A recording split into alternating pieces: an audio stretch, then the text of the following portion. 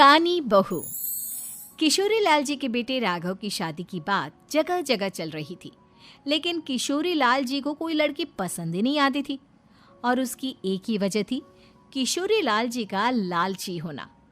उनको लड़की वालों से मोटा दहेज चाहिए था और इसी चक्कर में एक दिन वो एक बहुत पैसे वाले के घर अपने बेटे का रिश्ता लेकर पहुंचे। उस आदमी का नाम था ओम प्रकाश। देखिए किशोरी लाल जी, मेरी एक ही बेटी है और मेरी सारी संपत्ति जायदाद सब कुछ मेरी बेटी नैना का ही है। पापा, नाम से लगता है बहुत खूबसूरत होगी। कितना अच्छा नाम है ना, नैना। ओ, वैसे बात तो सही है आपकी। अब इतना पैसा है, जमीन जायदाद है, इकलौती बेटी, आप भी क्या करेंगे? सब कुछ उसे ही देंगे ना। बिल्कुल ठीक पहचाना आपने। बस बेटी की शादी और सारी जायदाद उसके नाम। पापा, बिना देखे हाँ कर दीजिए ना। इतना अच्छा रिश्ता फिर कहाँ मिलेगा? माला माल हो जाएंगे हम। मैं अपनी बेटी को बुलाता हूँ। अरे नहीं नहीं नहीं नहीं, आपकी बेटी का नाम नैना है, सुनकर ही लगता है बहुत सुंदर होगी। रहने दीजिए अंकल, मैं तो आपकी बेटी के नाम से ही इतना खुश हो गया हूँ कि उसे बिना देखे शादी करने को तैयार हूँ। अब तो मैं उसका चेहरा सीधे शादी के बाद ही देखूंगा। और इस तरह राघव नैना का चेहरा नहीं देखता और उससे शादी कर लेता है। शादी के बाद अपनी सुहाग रात पर जब राघव नैना का घूंघट उठाकर देखता है तो नैना की आंखें बंद थी। कितने खूबसूरत हो तुम नैना, जरा अपनी आंखें खोलकर मेरी तरफ देखो तो सही। नहीं, मुझे शर्म आती है। अरे, मैंने तुम्हें शादी से पहले भी नहीं देखा, और अब अगर तुम आंखें खोलकर मुझे देखोगी भी नहीं तो मुझे अच्छा कैसे लगेगा? इससे पहले कि नैना अपनी आंखें खोलकर राघव की तरफ देखती, अचानक से लाइट चली गई और राघव नैना को पूरी तरह से देख भी नहीं पाया। अगली सुबह नैना राघव के लिए नाश्ता बनाकर लेकर आई। अरे ये क्या, आधा पराठा सेका हुआ है और आधा बिल्कुल कच्चा। ये तुमने क्या किया नैना? बहू, तुमने क्या आधा पराठा तवे से नीचे लटका कर रखा था, जो आधा सेका है और आधा कच्चा? मुझे जितना दिखेगा उतना ही तो सीखूंगी ना पापा जी। जहाँ जहाँ मुझे नजर आ रहा था वहाँ मैंने सीख लिया, जहाँ जहाँ नहीं दिखा वहाँ कच्चा रह गया होगा। इसका क्या मतलब है? ये कैसा मजाक कर रही है तुम? अरे बहू, तुमने इतना लंबा घूंघट क्यों लगाया हुआ है? देखो, हमारे घर में बहुओं को बेटी की तरह रखा जाता है, और फिर तुम तो इतना सारा माल लेकर आई हो। देखो, ये घूंघट डालकर रखने की कोई ज़रूरत नहीं है। हाँ नैना, पापा जी ठीक कह रहे हैं, तुम तो आराम से रहो, अपना ही घर समझो। नैना अचानक से अपना घूंघट उठा लेती है।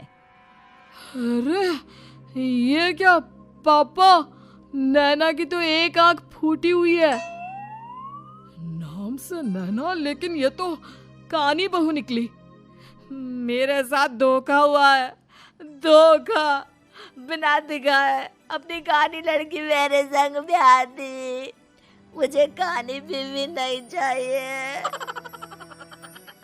मुझे अभी ओम प्रकाश जी से बात करनी पड़ेगी। आखिर उन्होंने मेरे साथ ऐसा किया क्यों? अरे, आप लोगों ने ही तो पापा से कहा था कि आप लोग शादी से पहले मुझे देखना नहीं चाहते। अब मेरे पापा पर क्यों इल्जाम लगा रहे हैं?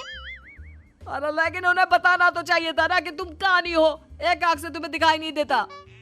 किशोरी लाल और राघव नाराज होकर ओम प्रकाश को अपने घर बुलाते हैं। पापा जी, ये आपने क्या किया? शादी से पहले बताया क्यों नहीं कि नैना की आंखों में परेशानी है? अरे, आप ही ने तो लड़की देखने से मना कर दिया था। और लेकिन आप बता तो सकते थे। आपको तो हमारी बेटी की प्रॉपर्टी चाहिए थी, वो भी पूरी की पूरी। अब क्या हुआ अगर उसे आधा दिखाई देता है? प्रॉपर्टी तो आपको पूरी मिल गई ना। अरे ये क्या बात हुई? मेरी शादी प्रॉपर्टी से नहीं, आपकी बेटी से हुई है। अब ये तो पहले सोचना चाहिए था, तब तो मेरी प्रॉपर्टी देखकर तुम्हारी जुबान लप लपा रही थी। लेकिन मैं कानी लड़की को अपनी बीवी बनाकर नहीं रख सकता। पापा, कुछ करिए ना आप। हाँ, करता हूँ। देखिए ओम प्रकाश जी, आप हमारे साथ ऐसा नहीं कर सकते। और तुम देखो, अगर तुमने मेरी बेटी से शादी तोड़ी ना, तो जो भी प्रॉपर्टी मैंने तुम्हें दी है वो तो पूरी की पूरी वापस ले ही लूँगा, और आधी प्रॉपर्टी तुम्हारी भी लूँगा।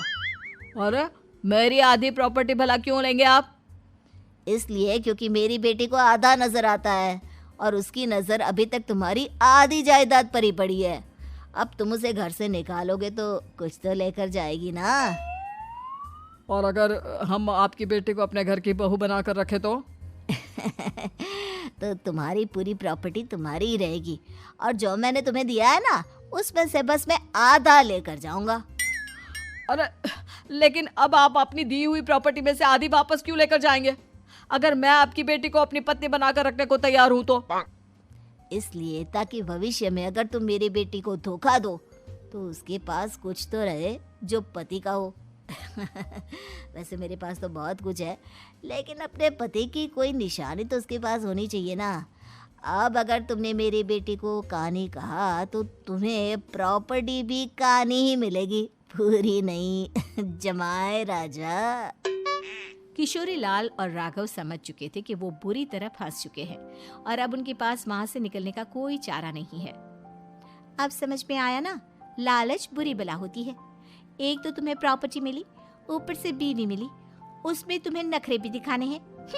आए बड़े, चुपचाप बैठो दोनों। कुछ दिनों के बाद नैना राघव की कार लेकर बाजार घूमने निकलती है और जब कार लेकर वापस आती है, ये क्या?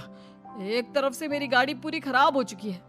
लगता है तुमने मेरी गाड़ी को किसी दूसरी गाड़ी के साथ एक्सीडेंट किया है। अरे अरे कितना बड़ा नुकसान कर दिया तुमने बहू। वो क्या है ना पापा जी, मुझे एक आंख से दिखाई नहीं दे रहा था, सामने से गाड़ी आ रही थी। मुझे तो सिर्फ आधा ही दिखाई दिया और वो गाड़ी मेरी कार से रगड़ते हुए निकल गई।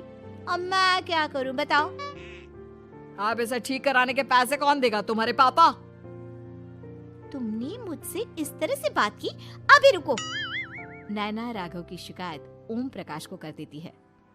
देखो राघव, अब जो मेरी आधी प्रॉपर्टी तुम्हारे पास थी ना, उसमें से आधी और मैं लेकर जाऊंगा, क्योंकि तुमने मेरी बेटी को डांटा। अरे नहीं नहीं पापा जी, गलती हो गई, माफ कर दो। गलती की तो कोई गुंजाइश ही नहीं। अगली बार मेरी बेटी को डांटा तो बची हुई आधी में से आधी और ले जाऊंगा।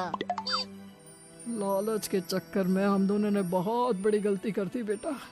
एक तो तुम्हें कानी बहू मिली और ऊपर से जो माल मिला वो भी काना। इस तरह राघव की हर एक गलती पर ओम प्रकाश उसकी प्रॉपर्टी का आधा आधा हिस्सा लेकर अपना सारा माल वापस ले गया और राघव को कानी बीवी से काम चलाना पड़ा। भाई लालच वाकई में बुरी बला है।